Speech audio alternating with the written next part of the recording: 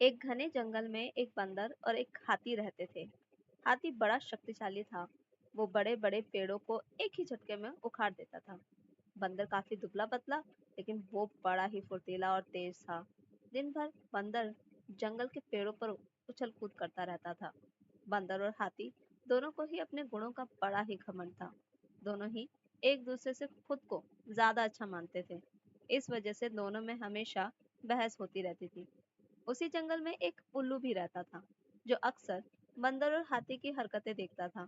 वह इन दोनों के लड़ाई झगड़े से परेशान हो गया था। एक दिन उस उल्लू ने उन दोनों से कहा, जिस तरह तुम दोनों लड़ते हो, इससे कोई फैसला नहीं होने वाला है। तुम दोनों एक प्रतियोगिता के जरिए आसानी से यह फैसला कर सकते हो कि तुम दोनों में से सबसे शक्तिशाली कौन है। बंदर और हाथी दोनों को उल्लू की बात अच्छी लगी। दोनों ने फिर एक साथ पूछा, इस प्रतियोगिता में क्या करना होगा। उल्लू ने कहा, इस जंगल को पार करने पर एक दूसरा जंगल आता है, जहाँ पर एक काफी पुराना पेड़ है, जिस पर एक सोने का फल लगा हुआ है। तुम दोनों में से उस सोने के फल को जो पहले लाएगा, उसे ही इस प्रतियोगिता का विजेता माना जाएगा और असल मायनों में सबसे शक्तिशाली वही कहलाएगा। उल्लू की बातें सुनते ही बंदर और हाथी बिना कुछ सोचे समझे दूसरे जंगल की तरफ निकल पड़े। बंदर ने अपनी फुर्ती दिखानी शुरू की। वह एक ही छलांग में एक पेड़ से दूसरे पेड़ तक पहुंच जाता। वहीं हाथी तेजी से दौड़ने लगा और रास्ते में आने वाली हर चीज को अपने मजबूत सूंड से उखाड़ फेंकता। थोड़ी ही देर में हाथी और बंदर उस जंगल से बाहर निकल गए। इस जंगल से दूसरे जंगल के बीच के रास्ते में एक नदी बहती थी। उसे पार करने के बाद ही दूसरे जंगल में पहुंचा जा सकता था। बंदर ने फिर से अपनी फुर्ती दिखाई और झट से वह नदी में कूद गया। लेकिन पानी की लहर काफी तेज थी, तो बंदर नदी में बहने लगा।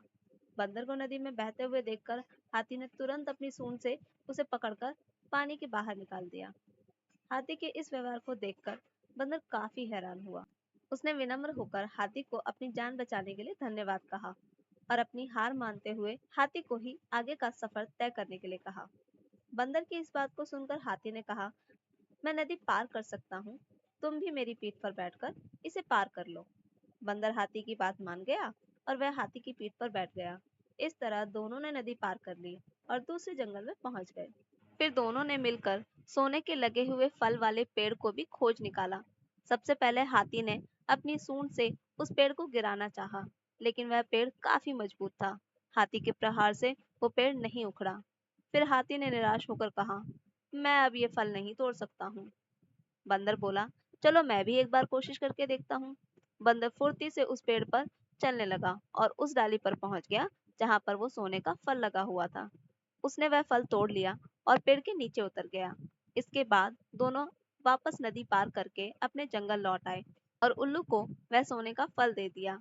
फल पाने के बाद उल्लू जैसे ही इस प्रतियोगिता के लिए विजेता का नाम बोलने वाला था, दोनों ने एक साथ कहा, उल्लू दादा, अब हमें विजेता का नाम जानने की आवश्यकता नहीं है। इस प्रतियोगिता को हम दोनों ने मिलकर पूरा किया है। हमें यह समझ में आ गया है कि हर किसी का गुण अपने आप में अलग और खास होता है। हमने यह भी फैसला किया है कि आगे से अब हम कभी भी इस बात पर बहस भी नहीं करेंगे और मित्र की तरह इस जंगल में रहेंगे। उल्लू को बंदर और हाथी की बात सुनकर काफी खुशी हुई। उसने दोनों से कहा, मैं तुम्हें यही तो समझाना चाहता था कि सभी एक दूसरे से अलग होते हैं। अलग अलग गुण और शक्तियां ही हमें एक दूसरे की मदद करने के काबिल बनाती हैं।